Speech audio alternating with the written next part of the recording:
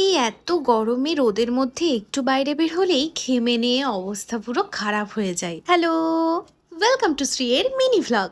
অনেক কিছু কাজ নিয়েই আমরা দুজন মিলে আজকে বের হয়েছিলাম বাজারে। প্রথমেই ঢুকেছিলাম বেবি হাগে, কারণ একটা পুচকুর জন্য একটা জুতো নেওয়ার ছিল।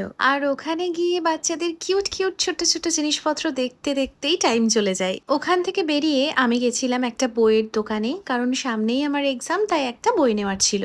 এই যে সকালবেলা এত রোদের মধ্যেই আমরা দুজন বেরিয়েছি, তার দুটো কারণ। ফার্স্ট হচ্ছে দুপুরবেলা খেয়ে দিয়ে উঠে মুভি বা ওয়েব সিরিজ দেখতে দেখতেই সময় চলে যায়। আর সেকেন্ড হলো সকালবেলাতে দোকানগুলো বেশ ফাঁকা ফাঁকা থাকে। আখের রস খেয়ে আমরা চলে গেছিলাম বাড়ির জন্য কিছু জিনিসপত্র কিনতে। আর রানাঘাটে তো নতুন স্পেন্সার্স খুলেছে, তাই ভাবলাম প্রথমে ওখানেই যাই। বাড়ির জন্য ওই টুকটাক শপিং করছিলাম, তখনই একটা দাদা এসে বলল ওখানে নাকি ভিডিও করা অ্যালাউ নেই।